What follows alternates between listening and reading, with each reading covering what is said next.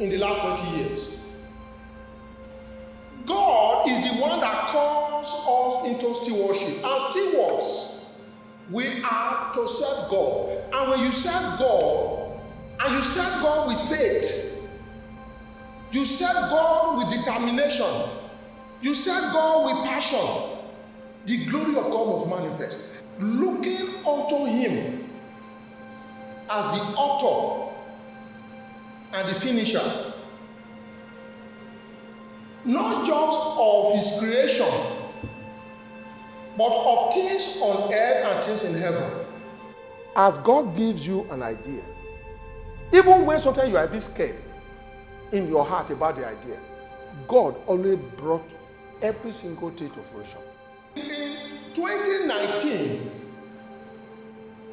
we had an international mission conference in Nazareth, Israel. The church organized a global conference in Israel. And why was Nazareth particularly chosen as against other cities for the conference? Because that was where Jesus himself grew up. And then we then went in there because it's about glory unto his name. So glory is still worship. Was not to, how do we now be able to now get onto that point? To bring the entire world to see and to experience the goodness of God, in the land where Jesus himself did ministry. And so we then had this in Nazareth, Israel, the conference, and in that conference, we have people, Anglican people from the Anglican church, leaders in the Anglican church, they came into that conference. We have people from other denominations, they came to that conference. And we have people from the United Kingdom, they came to that conference. People from the United States, they came to that conference. And not just having a conference to celebrate Jesus and to begin to bring people to the knowledge of Christ. People were also given the opportunity that if they gave their life, we would take them to Jordan to baptize them. The oldest man ever baptized in the history of the church, who doesn't even worship in Foursquare, was baptized in River Jordan. 87-year-old man. And we then did that baptism. We then had a time in which a rabbi came, an indigenous rabbi, and he was with us at the conference. International conference. You could see the glory. We were people as they moved around, they were seeing glory of God. We could see the mighty God's work as we were moving throughout that conference. That conference was a climax of the conferences we are beholding internationally, which we started in London, and we are holding conferences in London, Italian conference, for missions. Bringing missionaries together from the world. I planted the church in Harrow, and then had Reverend Kindele as my associate pastor, and then 2 assistant pastors, Reverend Motoshaw and Hakim. So became assistant pastors. So, and from there, what then happened after that was, we were now for the first time in the history of Foursquare. I don't even know whether it will happen again, because when I left, they never did it again. I had to arrange for pulpit exchange between churches. I wasn't Jew. I was just pastoring my small church in Harrow, northern part of London. And we were able to do it. I then said, God, what else do you want? He said he wants us to take London, the whole of London, for Christ. Flow. Foursquare London outreach. That's the meaning. So I then went to share it with pastors, other churches. This is what God is sharing with me. Some people dismiss it with a hand. We have been here for 30 years, we couldn't do it. How can you come 2 years? You are the one to do it. Are you getting me? So, how can you do it? So, however, somebody they counseled, and he's in our church here now, Reverend Stephen, Pastor Stephen Okumbero, who saw.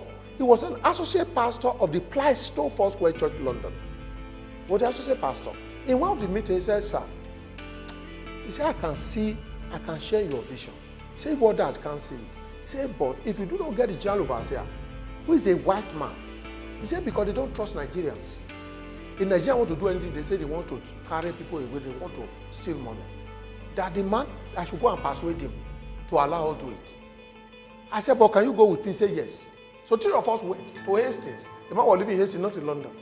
So Pastor Stephen Ogumberu, my wife, and I, 3 of us went to go and meet the general overseer to tell him what God was dropping in my heart. And the man said, okay. After we gave him the whole picture of this presentation, he said, what you will do, all the money, we say we are going to collect money from different churches so that they can support this one. He said, all the money you collect must be paid into his account.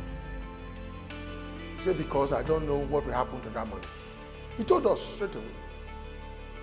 And at the program, that whatever. He said, okay. So we told churches so, and some churches were very excited. But one of the churches was so angry. He said, we went to go and give Oyibo man our idea. I said, the Oyibo man is the general overseer. So how can we do something in Foursquare, bringing Foursquare together without the general overseer knowing? So the man was angry, but I had to go apologize to him. I said, don't be angry. We have to do things decently. So, however, the interesting thing about that story is this. We raised the money, we then bought the assignment, we got university, South Bank University, where we're going to now use to bring people together. And we then went and arranged with a TV station. There was a Christian TV station, in London, and I went to pay for it. We then took our general overseer to go and talk about flow. The man didn't know much, so I was sitting by his side. So after a while, they called me to speak, and it was publicized. It was the first bringing the whole of London together, flow. Since I left, I'm not aware they have been able to do it again. By our 5th year, we were already mentoring a church in Aachen in Germany, in our 5th year. By about our 7th year, we were already now ministering. We had our church in the UK, and we're now ministering to the UK. So it's an achievement in terms of global ministry. We are now moving on to the Caribbean because we want to now go to, last year the year before we're going to India. And we're now going to India where we are doing a missionary work through FMI. Then we went to London and then established this thing for children. So the children church, we call the Great Ormond Church in London. Every single month we give them money, we put this thing, we'll be doing that for about 10 years or 11 years. For Children's Hospital. We then got accommodation for those in need. We pay every year 300,000. We have an accommodation for those in need. So once God help them all, they will leave. Those ones will leave. New ones will come. So we had a flat there for the needy in the church. And not only that, you just see the kinds of things we've achieved. We were now able to now move on to just not only accommodation, not only medical, to give them food 3 times a week. So Sundays, Tuesdays and Thursdays, we're giving food to the needy in the community. But, and how did that then move? When the COVID-19 then came, they said lock all churches. We said our church can't lock down because the people are hungry. So we reopened our church. We didn't close our church. So every Thursday, our church was open. I think the government sent some people to come and see what we were doing. And they saw that we're giving food to the needy. People were congratulating us. They didn't stop us. So throughout that COVID-19, when people were hiding, we were here in church serving food onto the community. And the community then wrote us a special letter to commend this church for doing this to the hungry and the needy amongst us. And we did that throughout this COVID-19. We started the church. We had a maiden service November the year 2000. There was heavy rain day before, but inside us there was like some butterfly. You were a bit scared. What will happen on that day with that rain everywhere wet? What was going to happen?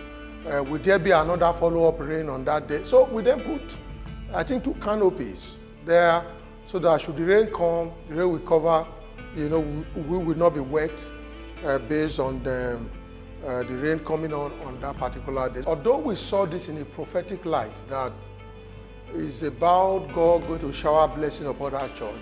But thankfully, as we commenced service, sun came. There was brightness from heaven. The heavens began to release light upon us. We were now clear that those 2 are symbolic of spiritual blessings. Rain, about God going to water the ministry, and light that were going to be a light unto our community. We had a couple of people who were there, who came with us. I can still remember Pastor Theophilus Ejerica. He was there, And there's his friend called Ezekiel Osaretin who also came along. And he was the one playing, is it the Kongari or something he was playing at that time. Then the Foursquare children, there were 3 of them, 2 girls and a young man. They also came. We didn't invite them, they just came on their own and joined the church from Elasa. And then we had another family that was very close to us called the Okakomes.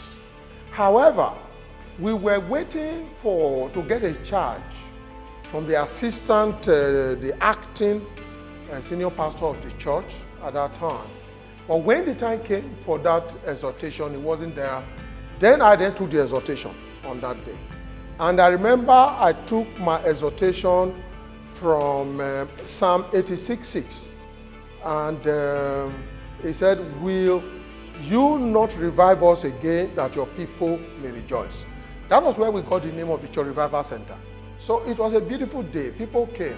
Of course, we also had people who were around, who were Foursquare worshippers around.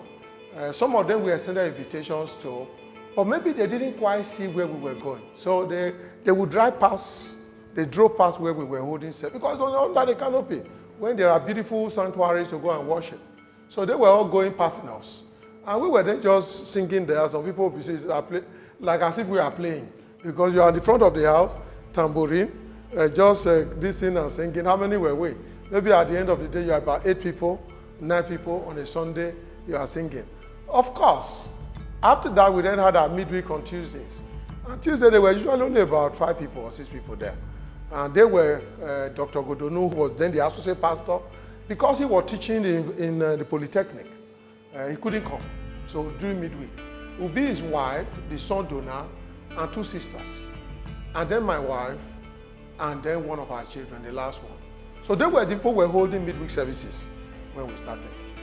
So that's how we started. That faithful day, it was the first Sunday of the month. We were serving Holy Communion service. Just before then, we had our AGMM when the decision to pioneer this work in Crystal Estate was taken. And soon after, we were just having Holy Communion under Dr. Emokwa, as he then was, happens to be serving, and he came where I was. He served me bread. And while serving me bread, he whispered into my ears, "Bro, can you follow me to Crystal Estate?" When he told me, there and then, I didn't have to say, "Let me go and pray about it." Somehow, I felt in my spirit that was what God wanted me to be doing at that time. And so it was amazing. The work started, the inaugural service, we were just 40 people there.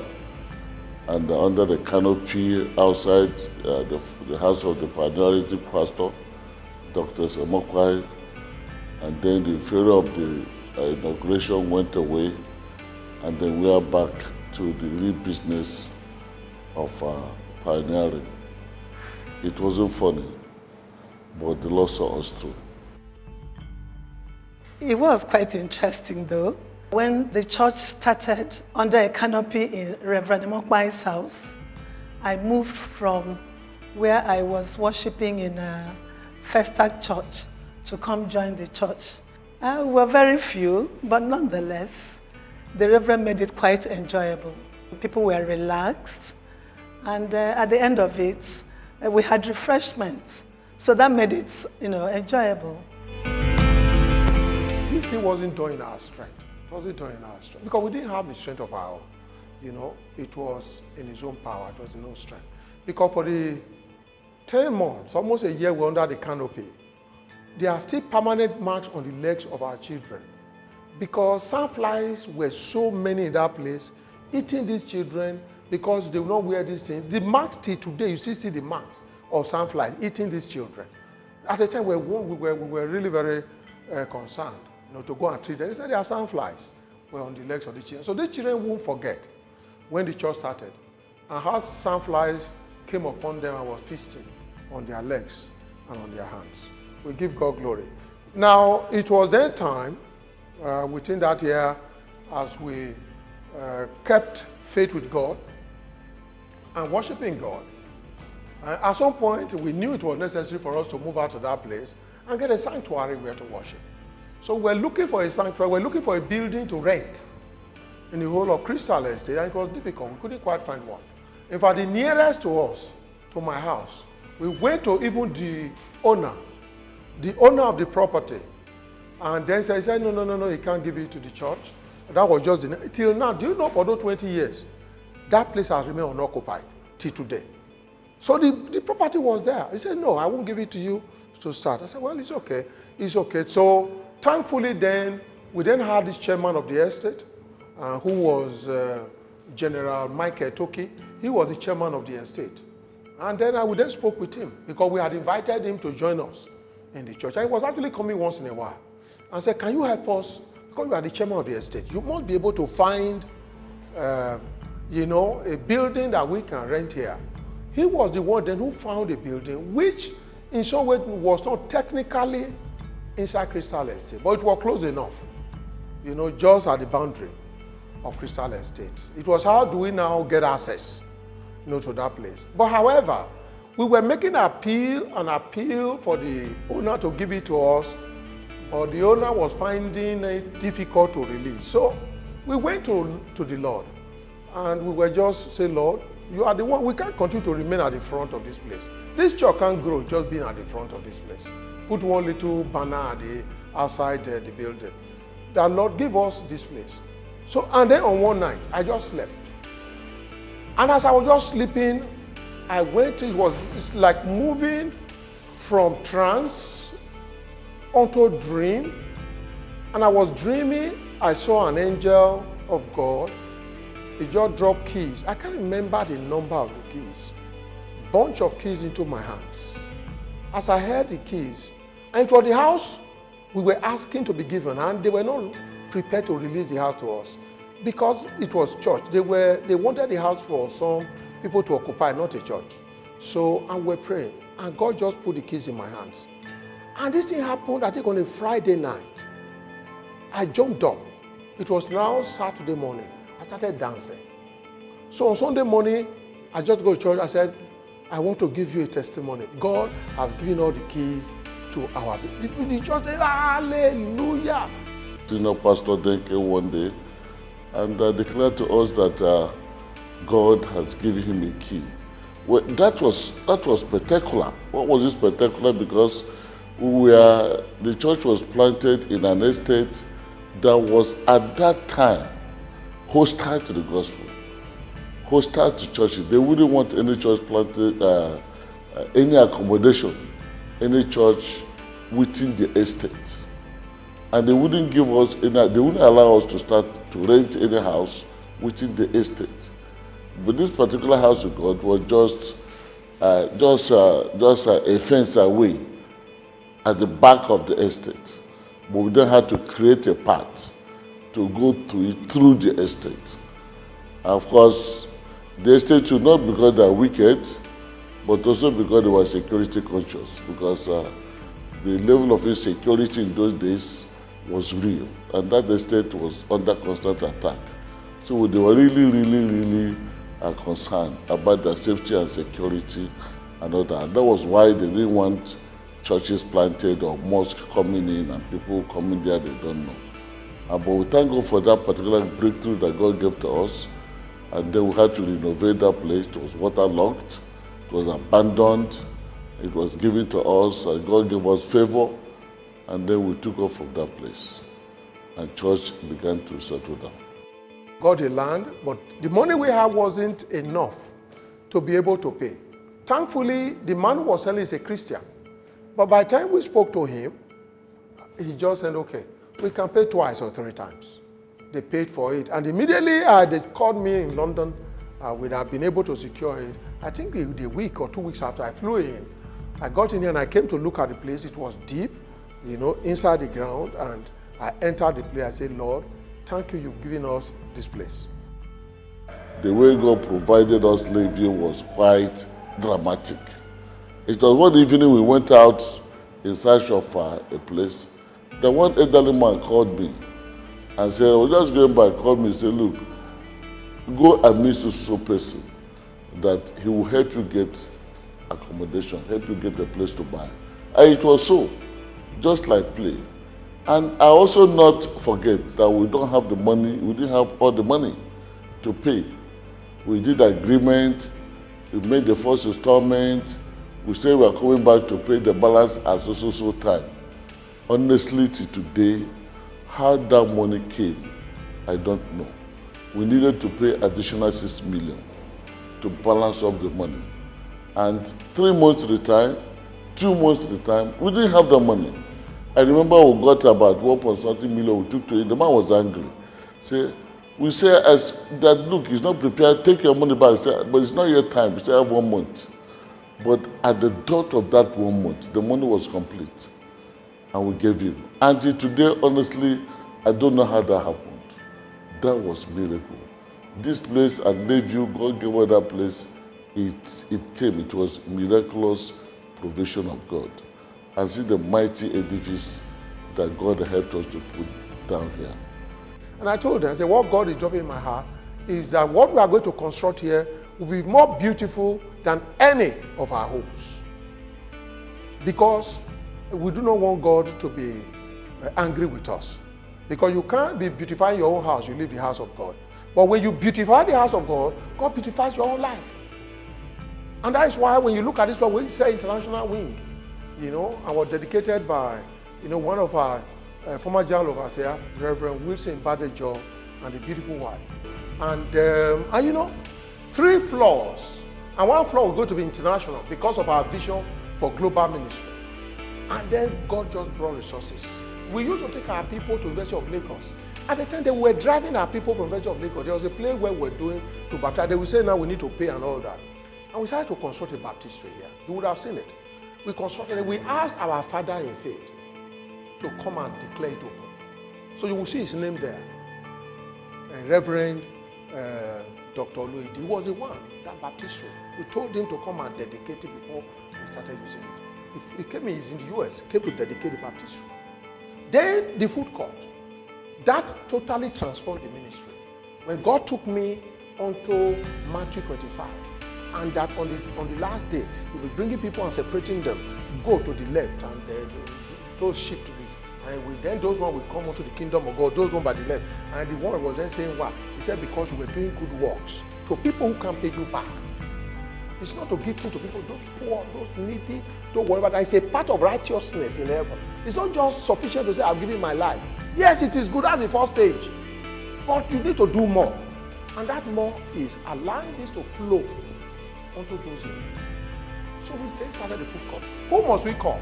Amongst all, we decided to call our godly mentor, Reverend Wilson Badejo. He came to dedicate it before we started giving food to everyone. So his name is there. Then when we were doing the international wing, because it was the same Reverend Badejo who encouraged me to go and plant a church in London, we called him to come and dedicate the international floor.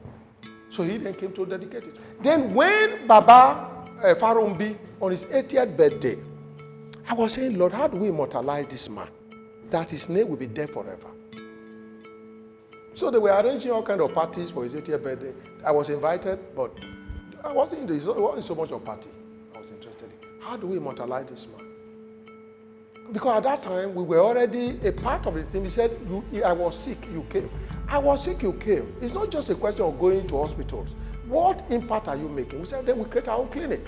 So we created the clinic, we had a doctor in the here, who is now in the UK. So he was here. We had nurse here, Mama Akimejiwa, who was there as a pioneer, even in the church. So they were now running the clinic. And we then decided to name the clinic after Farumbi. Because the first assignment I had at the national level, Farumbi appointed me to be a part of the finance committee. There is the finance committee in those days. They will consult. So I was one of a member of the finance committee during his tenure as general overseer. And it was during the tenure also as a general overseer, I got born again as a Christian. So I said, let's use that anniversary, and put his name there in the clinic. So you see that anybody who goes there today, it's a small clinic, but his name will be there forever. But it wasn't sufficient. That was not sufficient. I then took Baba from there. I said, I want your name to be everywhere. We took Baba Farumbi and took him to our own school. We have the school that we run, as marketplace ministers. So they say, Baba, we are building a massive this thing, and we want you, Baba, to dedicate it so that we put your name there. Baba came and dedicated it. If you go to that school today, you see Farumbi's name. You see him, Farumbi, right there.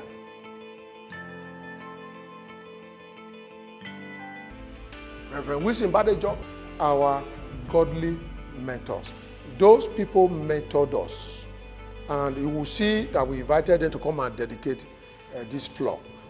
I came across him as a gift to the church at a very auspicious time.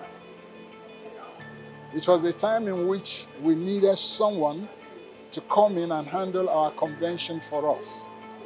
As the chairman, as a coordinator, and he went about it so dexterously that I was overwhelmed with his energy, commitment, and total dedication to the things of God.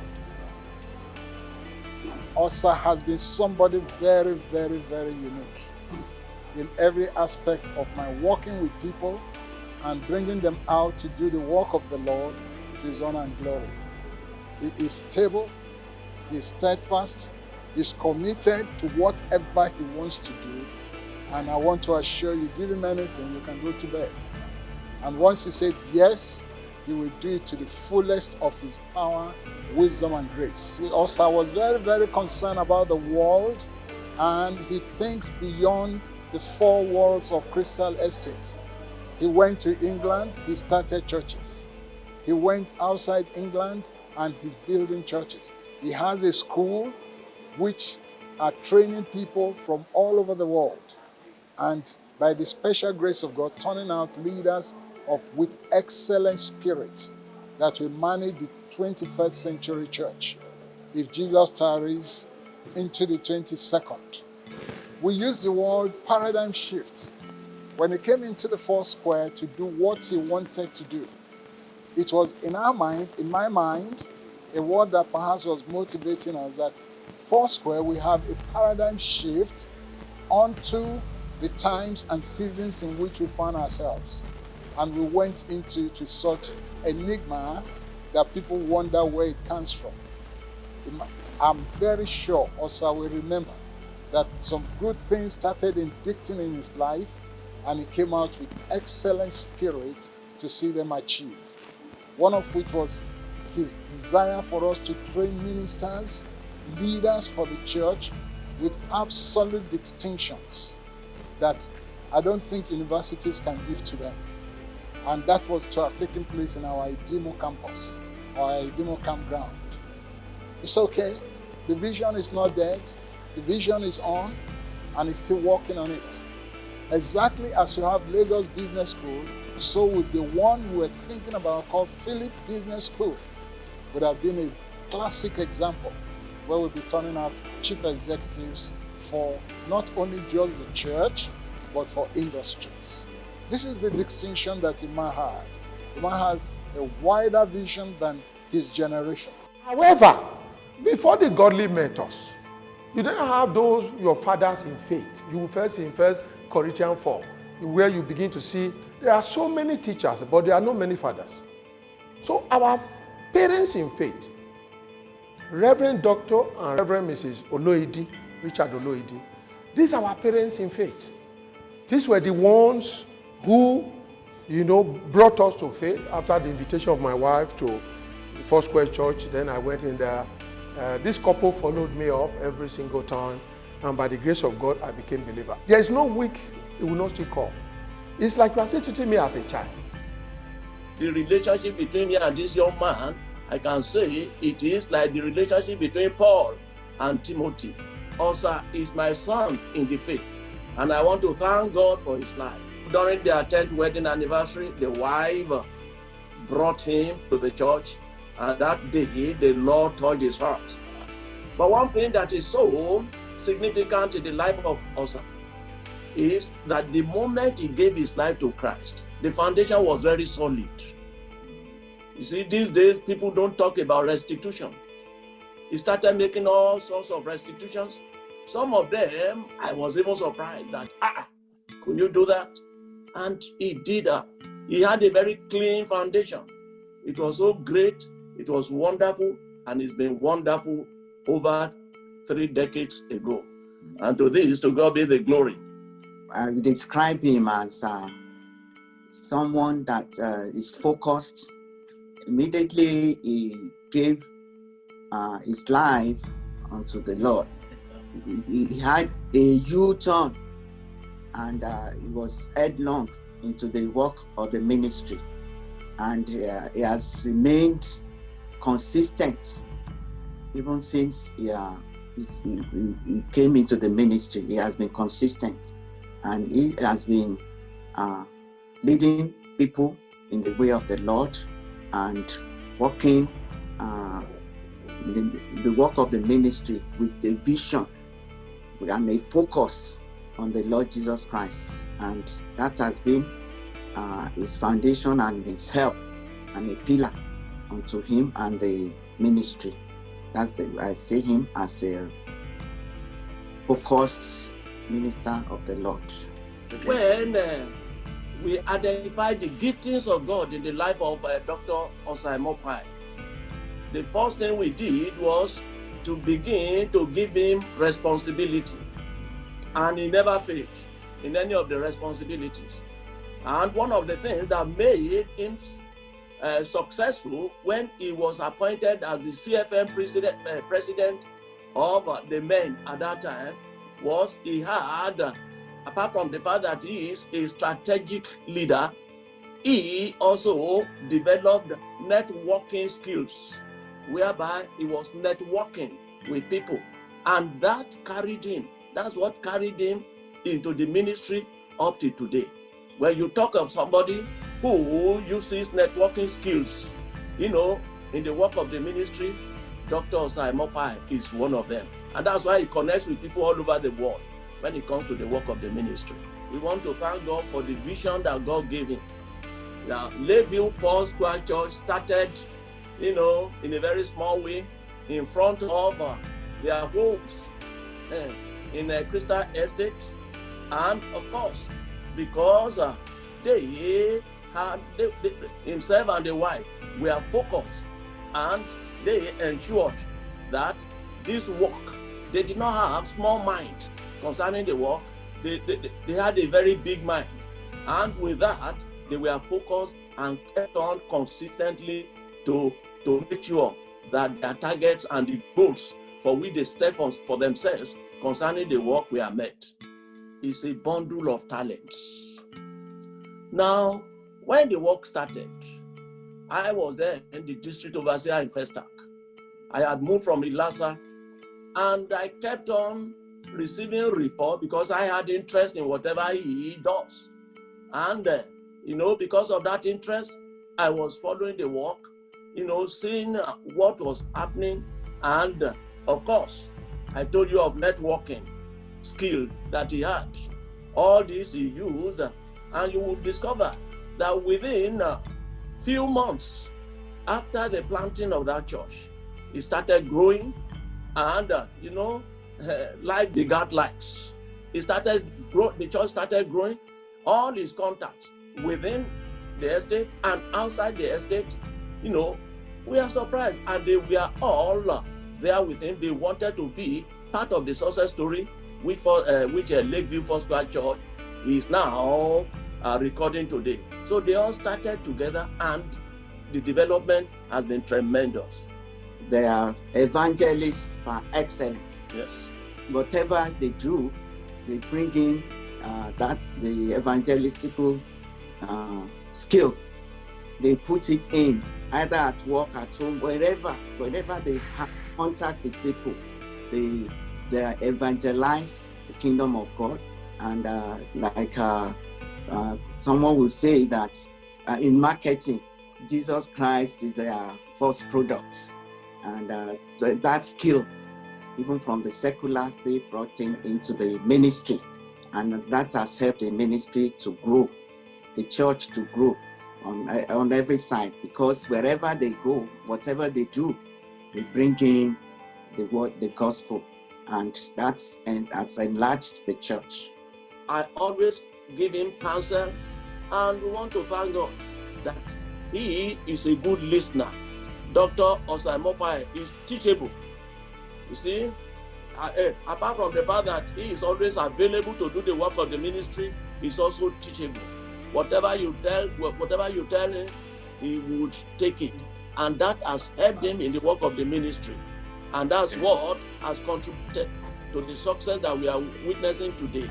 Not only from me does he take counsel, he also takes counsel from people whom he thinks he can, from where he can benefit, and counsel that will help him. And I want to say that God has given us over the years the kind of counsel that reveals the mind of God on what the Lord wants him to do in Lakeview.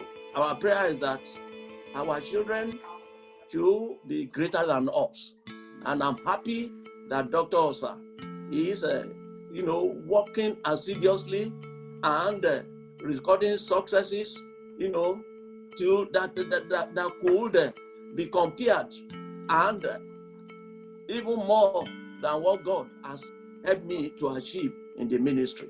And that is our prayer. One of the things that had contributed to this in the ministry, particularly Lakeview, is that Dr. Osaimopai is like the Barnabas of the Bible. He's an encourager. Anyone who has one problem or the other, he will encourage, and that has attracted people to him. And that is why the work is growing very well. They must not rest on their oars. The work is still great. There are many fields for them to cover. And, from the vision of their pastor, the field that the Lord wants them to cover is the entire world. And that is the focus of their pastor. And I am praying that they will not just be celebrating the next 30 years within Nigeria. They will be celebrating the next 30 years with churches planted in almost all the countries of the world. And the Lord will help them to achieve that in Jesus' name. What God is doing in Lakeview is extraordinary. That is the only church that I know that adheres strictly to the vision of Amy Semple Mafasin in feeding people almost every week. Every week. I understand it's every week that they feed people, whether from their church or outside their church. Now, it takes the grace of God even to continue with that vision. And I'm happy and I thank God for Foursquare leadership that they are encouraging him to continue with that vision, even when the Lord may have, made him to attain an old age. The vision, the Lord will help us to pass the vision to someone who will continue with that vision, so that the vision does not end with Dr. Osaimopai.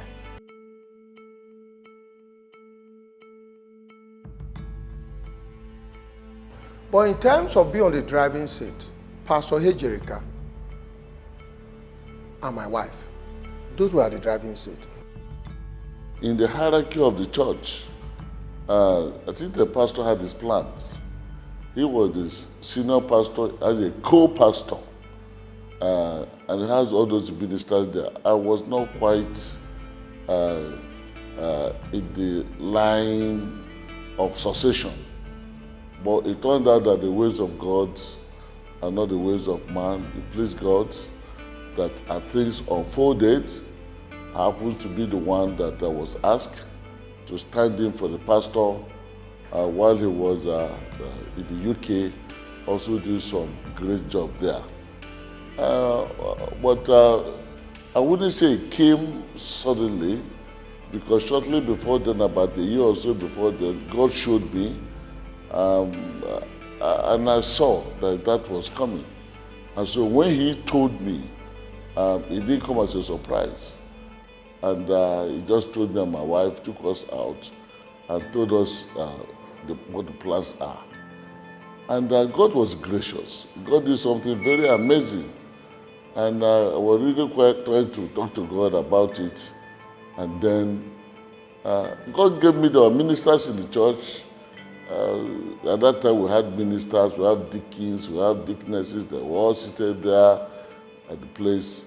But In a revelation, God showed people that I needed to work with. With that team, we moved on with the work. And it was that time that under the leadership, yes, I was acting, but under the leadership of the senior pastor still in the UK, we were able to plant some of the churches and do quite a number of things. But then there was somebody else who then joined and became trained. That's Edamo. Because Edamo is a man of peace. So in some occasions where even some pastor at the time wanted to fight with me, during this time, there was even in one of the heated arguments in church, when one of the pastors at that time wanted to, it was this Amo, Edamo, Pastor Amo, who then was talking to the pastor. Don't talk to your senior pastor like this. I joined the church in May 2005. The man is really a missionary per se. Most of the things that I done were really mission-oriented activities at that period, reaching people locally and also outside the country, internationally.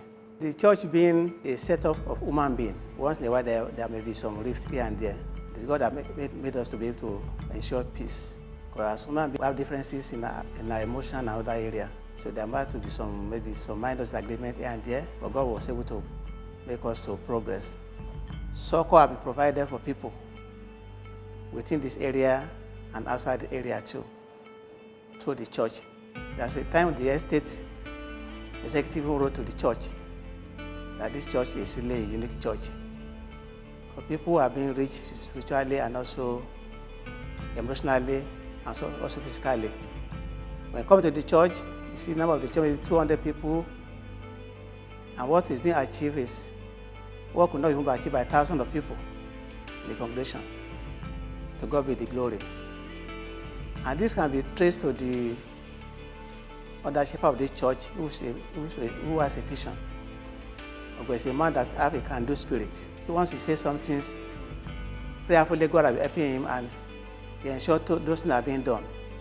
Okay, so the event I've witnessed in the past 15 years, apart from moving from Crystal Estate to this place, is also the yearly conference that is being held outside the country, where when people's needs have been met through such things.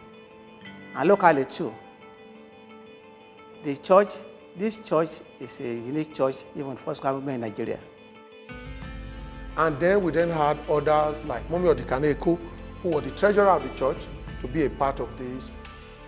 I was my pastor's next door neighbor. So he paid me to be in that church. We were all of the same class, if you must use the word. You go to a big church where you have individuals doing different things. But when you're few, an individual does so many things. So, I was a teacher, part of prayer group, you name it, anything that needed to be done, you would do it. So I would not really say, this is my specific role. It was anything that needed to be done, and the pastor said, you see, we need to do that. Everybody rallied round and did it. Just look at it this way. When you're few in number and your church is starting, everybody knows everybody. And it's like a family thing. And whatever you want to do, people agreed, and with one mind, they did whatever it is that was needed to do, given the kind of pastor we had, who was always encouraging, pouring himself. So it made it easier for everybody to follow suit. We were carrying on at a pace that was okay and doing whatever was necessary. But I must say that we enjoyed it. That's the most important thing.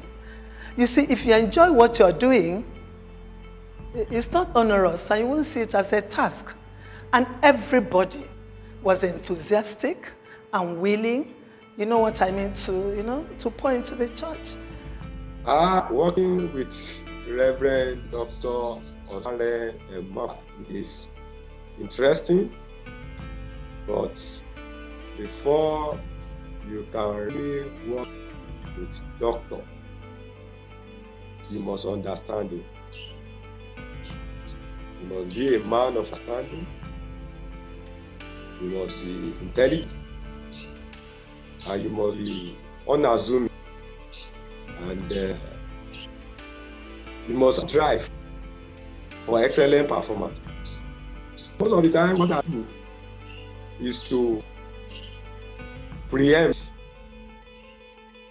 because by being able to work closely with him for the past for 10 years, made to understand him, understand his thinking, understand the demonion, understand his vision, understand the way he wants things to be done. So most of the time, what I do is to preempt, and mostly I used to preempt very well. And it's like anytime I'm with him, I connect myself to him, because the way he works is ever on the move, ever always on the move. And if you really want to be there with him, you need to also be on the move.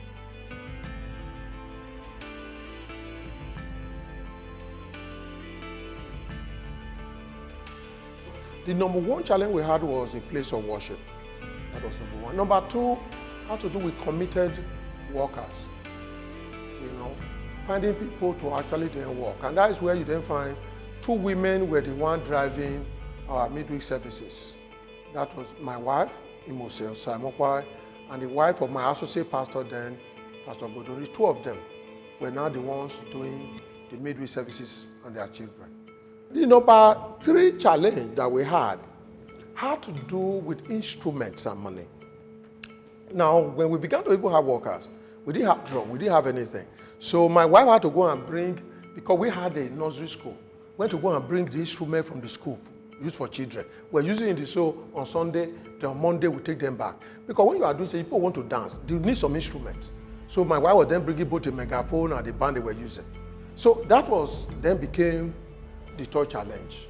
The fourth challenge, which almost was going to scatter the church, was that after inviting a couple of people to join us, to prepare them for the work of ministry, I found that it appears some of them we didn't quite share in our vision. We didn't quite have the same spirit concerning. So you then strife was coming in the church. The fifth one challenge then had to be where people were now competing. Sometimes meetings will be arranged in church for prayer and all that, and I will not know as a pastor of the church. I will not even be invited. And some people will call me, there is a meeting in your church, they are doing prayer, they are doing this. I say, senior pastor didn't know. So there was a bit of competition, and that is not what God called us to. You know, it's for you to be of one mind. Because if you can agree concerning all of you one mind, there's nothing God cannot do. But thankfully, God resolved that in a way in which He enabled us to plant churches. And those who were there in those days were then pastors of those churches. And as they were pastors of those churches, they then find the remnant were now working one accord. So those were the challenges.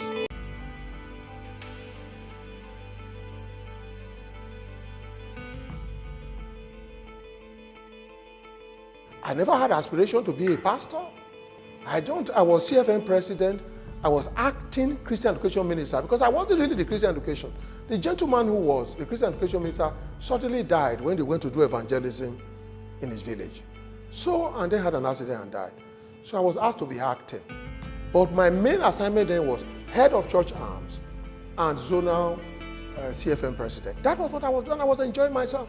And I also then had a national appointment. I was not the national Foursquare. I was first in charge of prayers, national Foursquare men, as the coordinator of prayers for the national Foursquare, and then the director of communications. So I was so excited by that. I didn't need to go and pastor a church. So I was unwilling to actually go and pastor this church. But they then called me to do it. I said, I won't. I'm not called to be a pastor. So it took almost about 5 months until this woman of God, Reverend Rita Wakwe, who was the one also persuaded me to be a member of Foursquare. Even when I started worship, I didn't want to be a member because I thought I was too dirty. I was too filthy to become a member. My idea of membership was a man of purity without spot. And I couldn't quite see myself fitting that mold. So I said, no, I won't be a member. It was this same woman who pleaded with me. She used to give me hot bread. He would bring hot bread like a baby to me in church. Take this hot bread, take this hot bread. God used this woman to then tell me that I didn't need to be so pure. That the issue of sanctification, that over time, all these areas, I didn't confess to her. Areas of my life where I thought I couldn't even be a member. So she then persuaded me, I became a member. So the time then came when I was now asked to go and pastor a church. 10 years after, becoming born again, 9 years about that. So, and I said no. And then God still used this woman to call me one day. He said, brother, I want to just see you after service. I said, after service we saw.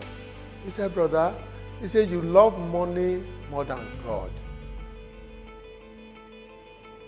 Money more than God? Mommy, what made you for you to say this? He said, because God has asked you to go and plant church. You refuse to go. You want to stay here. In your CFN, because all my friends were CFN were very wealthy people. The president, everybody. The president used to be my colleague in Liver Brothers. He was in finance, I was in this thing. He was the managing director of Zikakawa Discount House. They were big boys. So we're CFN. We're enjoying with Melan Hotel. Melan Hotel, that's where we're holding meetings. How can you take me away and go and make me pastor? So the mama told me, he said, you love money more than God. He said, if you genuinely love God, more than money, more than business, then you will go and take this assignment and forget about that. That was how I saw myself. I was not equipped. I didn't know. I didn't go to Bible. I was still studying Book of John and all these things. I didn't know much. And they said, go and pastor. How do you pastor when you are not called? God didn't call me to be a pastor, to the best of my ability. So, however, after this woman said so we went to our father in the Lord. And I told him, he said, but I told you before now, but you didn't want to listen. And now that this woman had told you something, I would not have told you this, so that you don't run away from church. He said, but since this woman told you, and you love this woman, go and do it now. I said, how can I do it alone? He said, I will bring you somebody to assist you. Oh, yeah. God gave me very big vision for his next 20 years. And interestingly, I will still be alive in that 20 years. I will still be alive. My father died at about 90, and my mother at 87. So if now I am 64 going to 65, if I add 20, means I'll still be alive and I'll be walking on my feet. So I have a vision, but it actually now depends on who is taking over from me in about 5.5 years' time, whether he's going to carry that vision.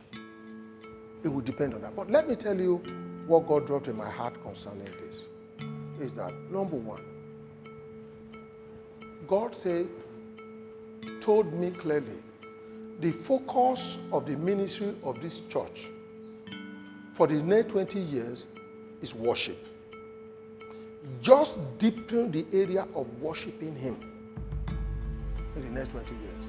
He said, when you then worship him in truth and in spirit, he said, the heavens will release fat unto everyone. So whatever is in your heart to do, he said, there'll be resources to do it. He said, all I just need from you, it is undiluted worship. So now there are 4 legs to that worship. Number one, a part of that worship is this.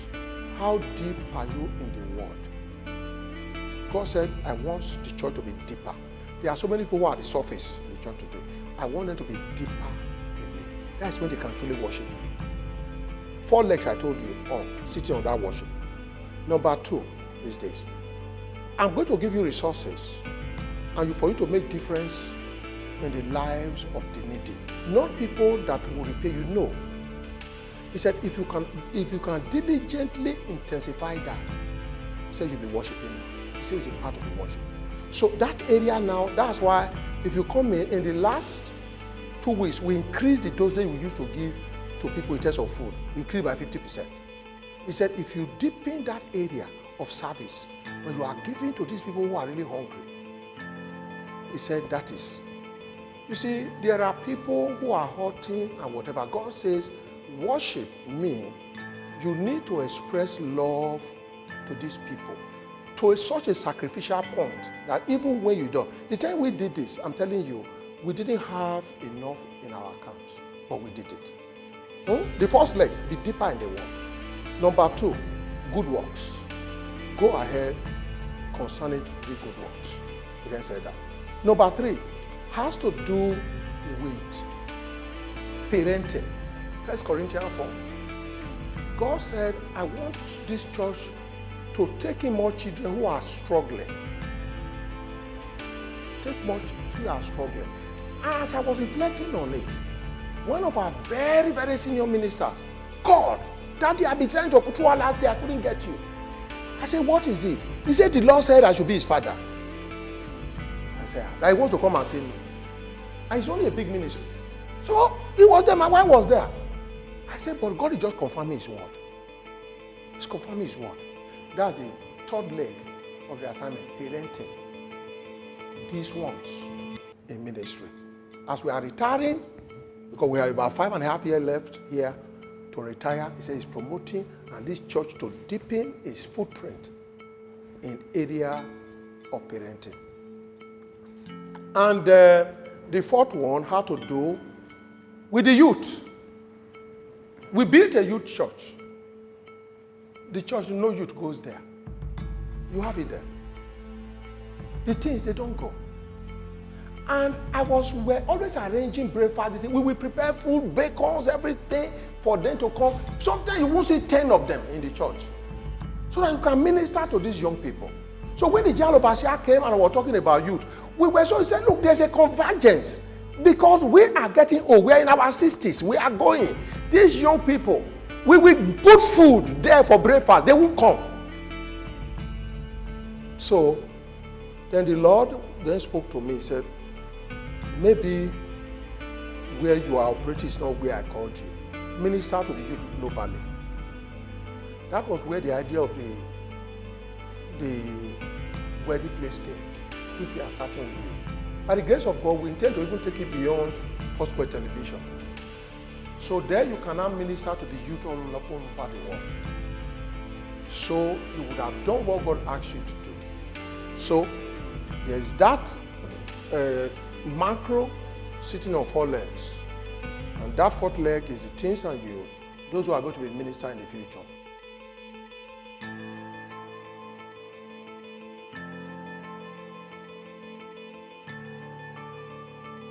He's my friend. He's my brother. We've come a long way.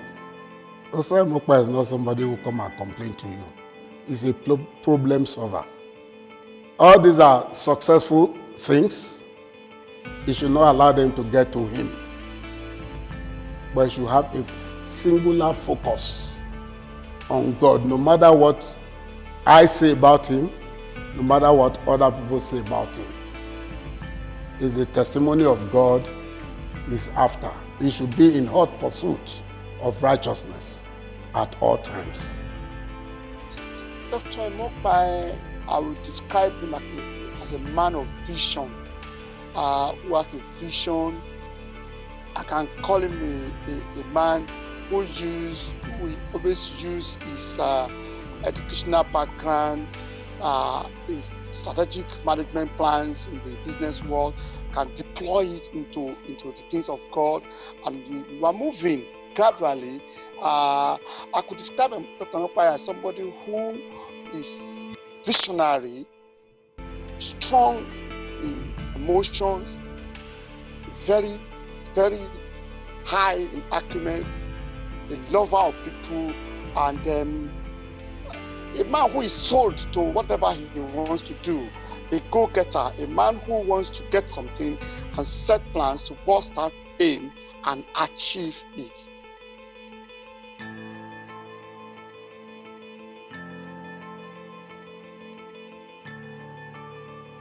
It was the woman who persuaded me, and yes, it was the woman who pushed me to take the assignment to come to pastor this church. So these are people in the journey. Then I want to now call to Pastor Theophilus Jerica, who then from the beginning till now was not tired. This man didn't leave me alone. He was following me till today, he's still with me. And I need to appreciate him. for doing that. Of course, I will also want to thank Dr. Godonu, because when we started, I didn't know my right from left of ministry. He was the one going everywhere to call people to come to church. There are other people, I may have forgotten at this time, people like, for instance, Mommy Odikaneko, our fresh treasurer. Mommy Odikaneko was not only just a member, she was a financial pillar. So they were there. So you find in every department, there was somebody there. But in the present dispensation today now, of course, we mentioned Pastor Innocent, who is the associate pastor in the church. And so many assignments behind the scene given to him to do. Me, I will be shining outside. They will say, you are doing well. But this young man and some others, of course, Daddy Amo is also there helping me, and they'll be doing the work. Me, I just come and preach on a Sunday. But these are the guys behind the scene doing the work. Then, of course, let me not forget this. There is Mommy Remy. But these were some of the people who made a difference in this ministry even today. And a part of that present one, that is Oniwide. He really was supporting Pastor Theophilus while I was away. He was there. Until today, he went to start independent ministry. He said, he's still my child, I'm the senior pastor of his church.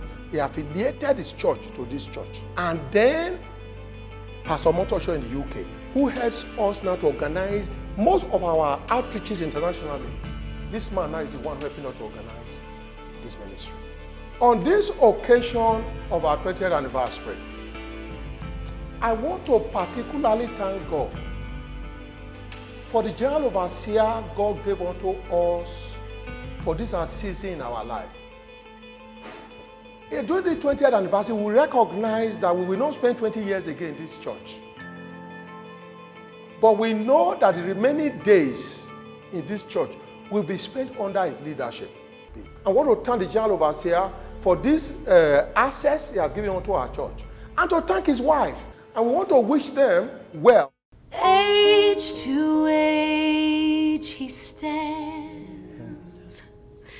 and time is in his hands, beginning and the end, beginning and the end.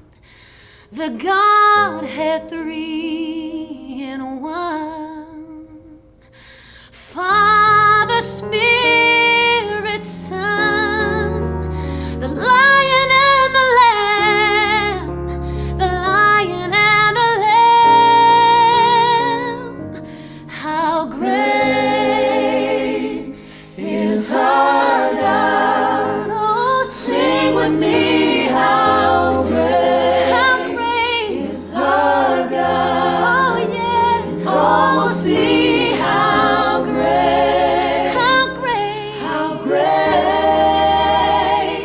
is our God.